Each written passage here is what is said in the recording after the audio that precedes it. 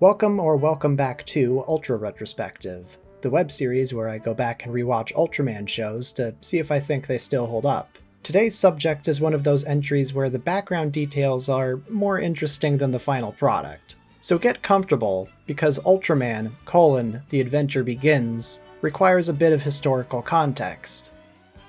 It's just hitting me that I've been doing Ultra Retrospective for like 3 years, and this is going to be the first animated Ultraman I talk about. That's kind of wild. Tsuburaya Productions, Ultraman's owners, attempted to introduce the franchise to Western audiences many times over the years. They don't have to try that hard for Asian territories where it's been an established brand for years, but they have to try harder in places like America, where the only foothold the franchise has is reruns of the 1966 original and Ultra 7 airing on TNT in the 90s. In the 80s, there was an attempt to adapt footage from Ultraman 80, and a pilot starring Adam West in the title role was filmed but tragically never leaked to the public. This is my obscure media white whale. There was also an early dub of The Star Ultraman released on VHS here, but this evidently did not create the pop culture revolution they wanted. Their first big attempt from this period was 1987's Ultraman The Adventure Begins, a fully original animated movie. Its alternate title, Ultraman USA, more earnestly reveals its intentions as a backdoor pilot. More on that in a bit. This was co-produced with Hanna-Barbera. Yeah, the Scooby-Doo and Flintstones people. If you're familiar with the cartoons they've animated, then the fact that it's from them will become apparent the more you look at this thing. And no, despite what headlines said about its recent re-release, this movie was never lost. It got released on Blu-ray in Japan in 2018. And it's been fairly easy to find for a while. Come on now. Anyways, what happens in this movie? Until we have some answers, I'm afraid you're all grounded. Grounded? Following an accident at an air show that mysteriously did not end with their deaths, off-duty American Air Force pilots Scott, Beth, and Chuck are recruited by mysterious old man Walter Freeman. As it turns out, what happened at the air show wasn't an accident, and in fact, ever since your accident, you've shared your bodies with beings from the planet Altara. That's it. Let's get out of here. there are monsters raining from the recently destroyed planet Sorkin appearing on Earth in meteor fragments, and it's up to the trio to make use of their new powers to deal with them. Along the way, Scott hooks up with a scientist named Susan, their relationship allegedly adding charm to the story. Do you think this is funny? You're beautiful when you're mad. After settling down in a new base and the first wave of monsters start attacking, the true identity of this film is revealed. It's a compilation for a show that doesn't exist. USA started life as a television series that was ultimately scrapped and merged into a feature-length film. The plot resets every 10 to 20 minutes, fade to blacks that signify a transition to a commercial break, or credits are bafflingly left in. Walter almost disappears from the narrative altogether. They might have explained his deal if there were more episodes, since he seems to know a lot about the Ultramen. He built a whole base with robot helpers in f***ing Mount Rushmore without the American government noticing. Is it just me, or do you guys get the feeling that we're about to hit Abe Lincoln in the nose? I love that, by the way. Of course the American Ultramen operate out of Mount Rushmore. That's like if one of the Japanese attack teams worked out of the crater of Mount Fuji, just without, the whole stealing land from the Lakota thing. Anyways, this is probably not a symptom of the format change from show to movie and more of an issue of bad writing, but Scott ends up being the only main character here with a degree of characterization. The other two likely would have been fleshed out in subsequent episodes. I'm gonna find a beach with lots of girls and just hang out. The effort to patch this up into a feature film was sloppy, is what I'm saying, even if extra attention seems to have been given to the final fight to make it a more appropriate set piece for a movie.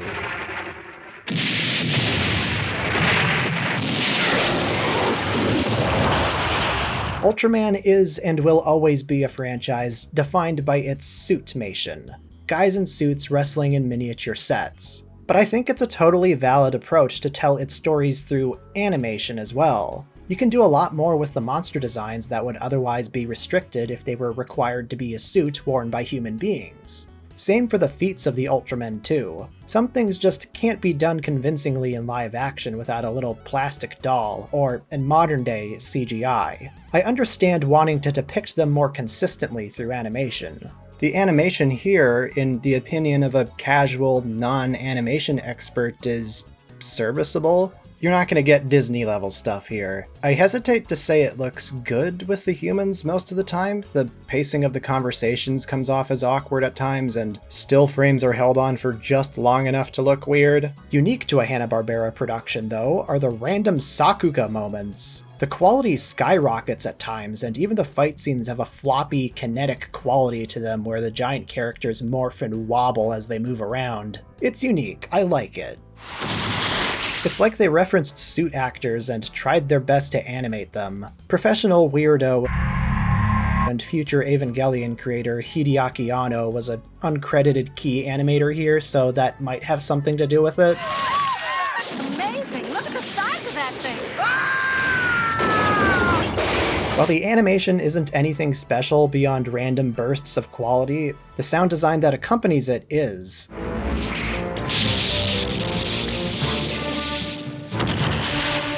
It's punchy. The same sound effects were used in Ultraman 80, and I already liked those. Now, the soundtrack from Shinsuke Kazato carries a lot of scenes. If there's one element of this movie that I think rises above everything else, it's that soundtrack. It's really good.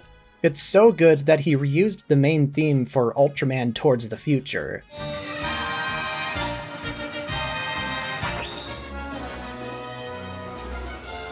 There's not much to say about the cast. Let's see. Your name will be...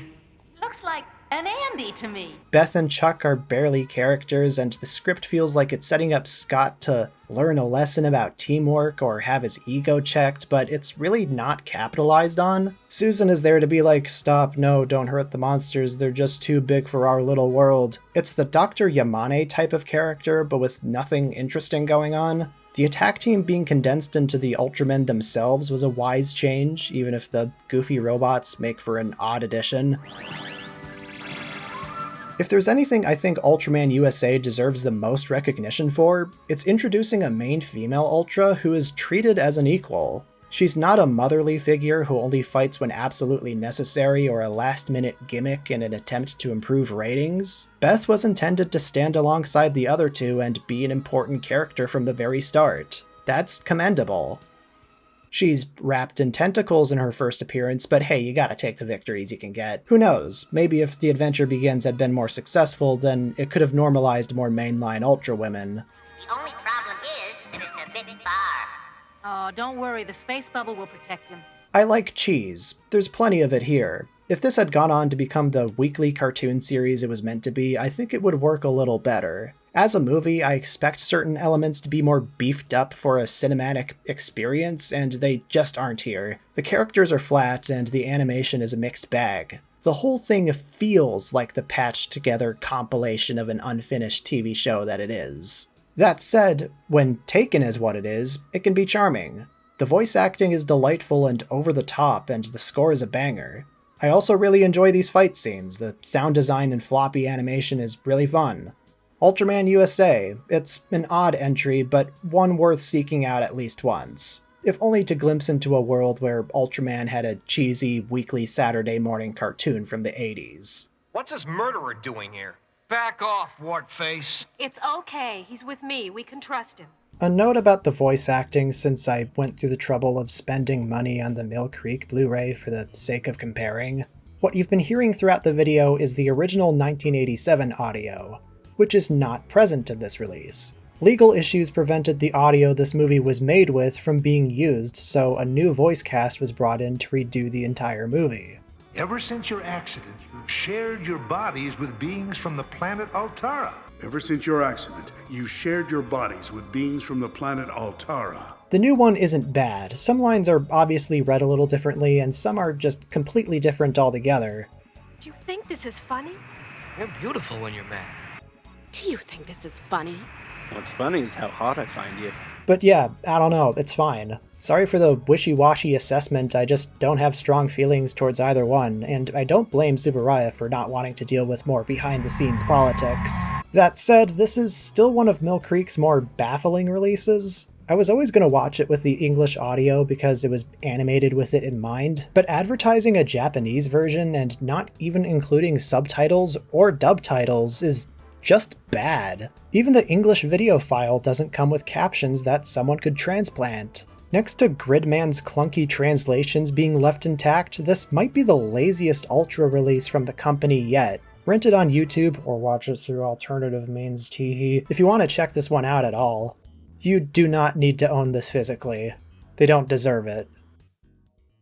Tsuburaya has seen a little more success at promoting Ultraman in modern times, re-releasing almost their entire catalog in English and simulcasting their newer shows in multiple languages, as well as finally funding a good animated Ultraman movie in 2024. The franchise isn't doing gangbusters outside of Asian markets, and my lukewarm take is that Ultraman will always be a niche interest where I come from, but the fanbase is definitely bigger than it was when The Adventure Begins came out.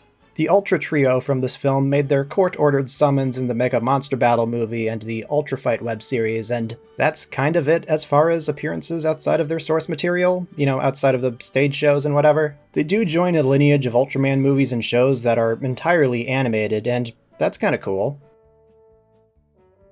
There exists a reality where Ultraman USA got to be the television series it was meant to be. In this hypothetical world, it resonated with Gen Xers, and unsold figures of Scott, Beth, and Chuck lined Target nerd walls alongside Ninja Turtles and RoboCop. But that is not the reality we live in. In our timeline, Godzilla got that treatment. I'm not lamenting anything for the record, we had to fucking fight to get here. I'm just happy Godzilla's out in the public consciousness. What was I talking about again? Right, Ultraman. I enjoy The Adventure Begins well enough. It's okay, I guess. Another Ultra retrospective in the bag. Sorry for the wait between uploads. I'm working on a bunch of large projects right now. Gaia video eventually. But anyways, here's a list of a bunch of nice people who have helped fund projects like this. And here's a shout out to the highest tier of patrons. Eric Lutz, Chuck Doom, Swansea, Aotis, Gojira King, Iron Knight, Zeebolt, Sammy Likes Toku, Adelaide, Tato Salad, Serix, NerdyGamer556, Neon Yaminer, J King, Mech, Celis Ortesia, Greninja Zack, Old Metal Possum, Solid Lib, Kadorian, Scooter Jit, Mego Muddy, Lobotomy Blues, Cool Bell Zero, Eric Guzda, Janos Firewalker, Easterman, Manila Fan, Jacob Hinch, Dude Bro, Alistair Gilmore, Seamus Kelly, Fujoshi Urinal, Mulan Nguyen, Irrelevant 402, Hey I'm Mooney, Krazak53, Queer Kaiju, Chronicler Waba, Ryan Santa Cruz, Avok Robot, Godzilla Rich, It's Godz, an actual Dimetrodon, CMG, Red Comet Harry, and Marpzilla. Thank you all very much.